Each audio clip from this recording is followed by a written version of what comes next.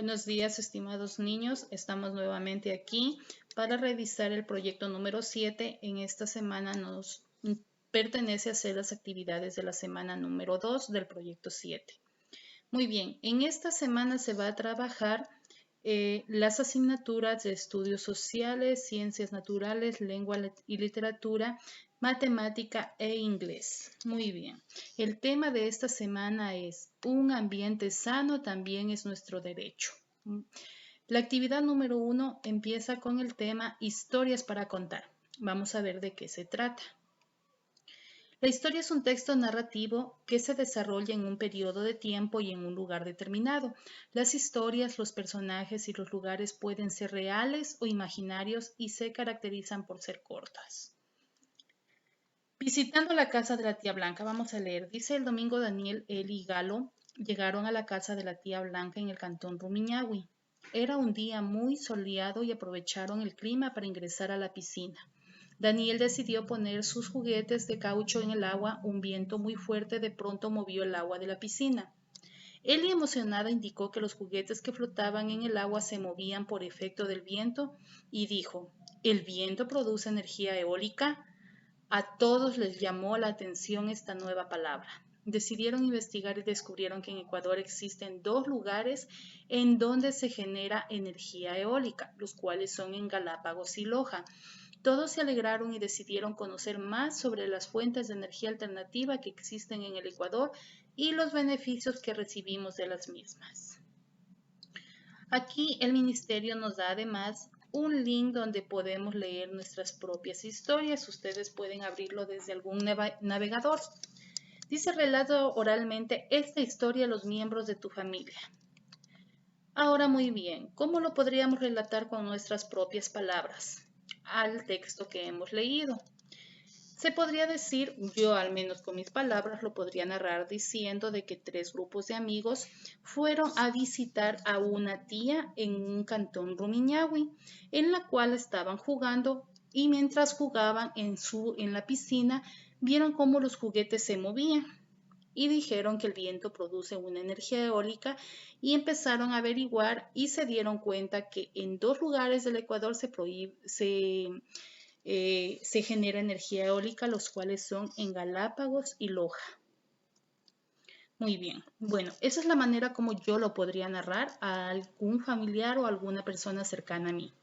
Muy bien, dice, ¿sabías que la Asamblea Mundial de las Energías Renovables 2005, celebrada en Bonn, Alemania, finalizó sus sesiones con la adopción de una declaración final titulada el derecho humano a la energía renovable además sugiere el uso de estas energías para garantizar el primer artículo de la Declaración Universal de los Derechos Humanos que dice, todos los seres humanos nacen iguales en dignidad y derechos. La dignidad nos hace merecedores de respeto, por ello tenemos derecho a vivir en un ambiente sano, adecuado para nuestro crecimiento, salud y bienestar. En consecuencia, es responsabilidad de todos preservar y proteger el ambiente. Muy bien, es un texto muy interesante que nos da a conocer de que todos los seres humanos en el momento que nacemos tenemos exactamente la igualdad de derechos. Ningún derecho puede ser vulnerado. Dice, reflexiona y escribe en tu cuaderno las respuestas a las siguientes preguntas. ¿Qué pasa con los seres vivos cuando el ambiente está contaminado por basura, humo, ruido, exceso de imágenes? ¿Qué puedes hacer tú para proteger el ambiente? Yo las he contestado a estas preguntas en este documento, las cuales he dado contestación de la siguiente manera. En la primera pregunta, ¿qué pasa con los seres vivos cuando el ambiente está contaminado por basura, humo, ruido, exceso de imágenes? Pues que algunas de las especies pueden quedar en peligro de extinción debido a la contaminación que los seres humanos le hacemos al medio ambiente. Además, el exceso de ruido de fábricas, automóviles genera el malestar y destrucción del hábitat en el que viven las distintas especies. ¿Qué puedes hacer tú para proteger el ambiente tomando en cuenta la edad en la que ustedes están? Lo que ustedes podrían aportar por ahora es, por ejemplo, poner la basura en su lugar, realizar un buen reciclaje y evitar contaminar el agua con algún tipo de sustancias o basuras. Muy bien, continuando, tenemos la actividad número 2, la energía y sus fuentes. La energía es el motor de todas las actividades. Las plantas necesitan energía para crecer. Una televisión no se puede prender si no tiene energía eléctrica. Las plantas no dan sus frutos si no tienen energía calórica o lumínica. La tierra gira y se mueve alrededor del Sol gracias a la energía cinética. Muy bien, entonces tenemos que la energía, ya sea natural o artificial, es muy necesaria para las diversas actividades de los seres vivos. Dice la energía no se puede ver ni tocar, pero sí es posible observar los cambios que ocasionan los cuerpos. La energía está siendo transformada constantemente de una forma a otra. Las fuentes de energía en la naturaleza son variadas, por ejemplo, el sol, el agua, el viento, las olas del mar, los volcanes, el gas natural y la biomasa. Vamos a aprender sobre las diferentes fuentes de energía. Sol. Es la principal fuente natural de energía y nos proporciona energía lumínica y calorífica a los seres vivos. Otra forma de energía proporcionada por el Sol es la energía solar fotovoltaica. Se crea mediante la transformación de la radiación y la luz que proviene del Sol. Electricidad que se emplea a través de dispositivos llamados paneles solares. Nos narra aquí, reflexiona, escribe y dibuja en el cuaderno la respuesta a la siguiente pregunta. ¿En qué actividades se ocupa la luz y el calor del sol en tu casa? Bueno, yo aquí he puesto que en mi casa la necesito en las siguientes actividades. La energía solar en mi casa es usada para que la ropa se seque luego de haberla lavado, que ayude a las plantas que tengo en el huerto en el proceso de fotosíntesis. Brinda abrigo a los animales domésticos. Eso es lo que hace el sol, o eso es en lo que me ayuda el sol en mi casa. Y puedo realizar estos tres tipos de imágenes que narran lo que yo acabé de mencionar. Continuando, dice, ¿sabías que en Ecuador, en la ciudad de Cayambe, existe un gran reloj de sol de 54 metros de diámetro elaborado con una piedra circular que señala las horas del día, las cuales son marcadas por medio de la proyección de la sombra de un poste de 10 metros de altura que se encuentra exactamente en el centro de esta gran plataforma circular?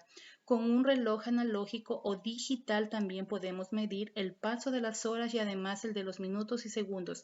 Aquí tenemos la imagen de lo que nos narra en el texto que existe en Cayambe, que es algo muy interesante. El que está en el centro es el poste que dice que con la sombra va marcando la hora que va dando el día. Continuando, dice, ¿recuerdas que una hora tiene 60 minutos y que un minuto tiene 60 segundos? Muy bien, dice, utiliza estos datos para contestar las preguntas. Tenemos claro entonces que una hora está compuesta por 60 minutos, mientras que un minuto está compuesto por 60 segundos. Hay que resolver este problema. Aquí nos pone un ejemplo. Dice, ¿cuántos segundos hay en 3 minutos? Nos basamos en esta tabla: datos, razonamiento y operación. Si en un minuto hay 60 segundos, en 3 minutos, ¿cuántos segundos habrá? Esos son los datos que tenemos de la pregunta. Ahora, ¿de qué forma lo razonamos o cuál sería el procedimiento para saber? Lo que se debe de hacer es aumentar los segundos que tiene cada minuto. Es decir, si un minuto tiene 60 segundos, voy a sumar 3 veces 60 porque me está pidiendo conocer cuántos segundos tienen 3 minutos. Y la operación es una suma. Ubico en la tablita de unidades, decenas y centenas 3 veces 60, el 0 en la unidad, el 6 en la decena. Y sumo. 0 más 0 es 0, 0 más 0 es 0. 6 más 6 es 12, 12 más 6 es 18. Como llevo 1 y este 1 no tengo con cuál sumarlo, lo ubico aquí. Por tanto, la respuesta sería que en 3 minutos hay 180 segundos. Ahora dice, te toca a ti. En tu cuaderno, sigue el proceso realizado anteriormente y encuentra las respuestas de estas preguntas. Hay dos preguntas que nos dan: ¿cuántos minutos hay en 2 horas y cuántos segundos hay en 5 minutos? Aquí está la resolución. ¿Cuántos minutos hay en 2 horas? Utilizo la misma tabla que me daba anteriormente en el ejercicio. Esta misma tablita la he utilizado acá. Ubico los datos, el razonamiento y la operación. Muy bien. Escribo los datos. Si en 1 hora hay 60 minutos, en 2 horas, ¿cuántos minutos habrá? A ver, a ustedes razonen un poquito qué debo de hacer. Si en 1 hora hay 60 minutos, ¿cuánto habrá en 2 horas? Muy bien, debo aumentar los minutos que tiene cada hora. Como son 2 horas, debo sumar 2 veces 60. Ubico la tablita de centenas, decenas y unidades y ubico 2 veces 60 ¿por qué lo ubico 2 veces 60? Porque son 2 horas. 0 más 0 es 0 y 6 más 6 es 12. Por tanto, la respuesta va a ser que en 2 horas hay 120 minutos. Esa es la respuesta. Espero que lo hayan comprendido. Y he dado resolución a esta primera interrogante. Ahora tengo que resolver la siguiente. ¿Cómo la voy a resolver a la siguiente? Muy bien, la voy a resolver usando la misma tablita. Anoto los datos. Si en 1 minuto hay 60 segundos, en 5 minutos, ¿cuántos segundos habrá? Igual ustedes piensen. Muy bien, debo de hacer una suma, aumentar los segundos que tiene cada minuto. Como son 5 minutos, tengo que sumar 5 veces 60. Ubico la tabla de centenas, decenas y unidades y sumo 5 veces 60, lo cual me da como resultado que en 5 minutos hay 300 segundos. Y así es como he dado contestación a las 2 preguntas que me pide en la ficha del Ministerio de Educación. Espero que les haya quedado entendido y cualquier duda no olviden que lo pueden escribir en sus comentarios. Continuemos con la siguiente actividad. Actividad 3, el agua como fuente de energía. Muy bien. Vamos a subrayarle un poco. Bueno, dice el agua de los ríos o cascadas es otra fuente de energía. De ella se obtiene la energía hidroeléctrica, que es la energía con la que contamos en nuestros hogares. También se aprovechan las mareas para la generación de electricidad. A esta energía se la conoce como mareomotriz, mientras que del movimiento de olas se obtiene la energía undimotriz. Para producir este tipo de energías se colocan generadores en la superficie de los océanos. Nos dice aquí investiga o pregunta a un adulto y responde en tu cuaderno el nombre de un lugar en el Ecuador donde se encuentra una planta de hidroeléctrica. Muy bien, yo aquí igual le he dado respuesta a esa pregunta.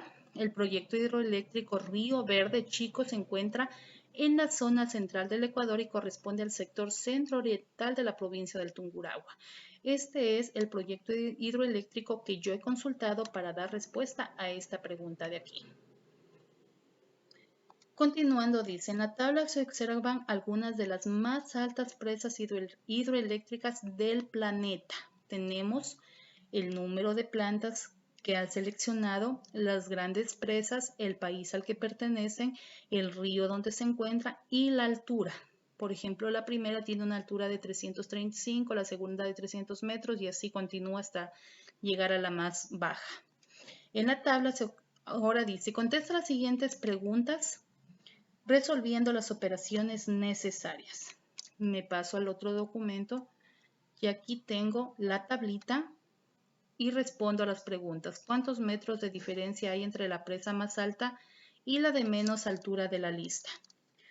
Observo cuál es la primera. La primera es Rogún con 335 metros. Y la de menos altura de la lista es la de Mica con 242 metros de altura. Tengo la primera y tengo la última. Para conocer la diferencia debo realizar una resta de la parte más alta, que en este caso es de 335 metros, menos la de menos altura, que es de 242 metros. Igualmente ubico la tablita de centenas, decenas y unidades, ubico las cantidades, los metros de la primera, 335 metros, y los metros de la última y hago una resta. La diferencia me queda que hay entre la más alta y la menos alta es de 93 metros. Esa es la diferencia. Continuando tenemos cuántos metros de diferencia hay entre la presa número 2 y la presa número 18. Me ubico en la presa número 2, tiene 300 metros y la 18, 245 metros. El procedimiento es el mismo que está aquí. Hago una resta para conocer cuál es la diferencia. Para conocer debo realizar una resta de la parte más alta, que en este caso es 335 metros, menos la de menos altura, que es de 242 metros, lo cual me da una diferencia entre la segunda y la que está en el puesto 18 de 55 metros. Eso es la resolución de estas interrogantes. Es algo muy sencillo. Si queremos conocer una diferencia, como su palabra mismo lo dice, diferencia es una resta. Dice, escribo una historia, es la actividad número 4. Cuenta tu historia en la segunda hoja de tu libreta. Recordemos que la semana anterior empezamos haciendo una libreta para presentar. Ese es el proyecto ese es el resultado final de este proyecto, la presentación de su libreta.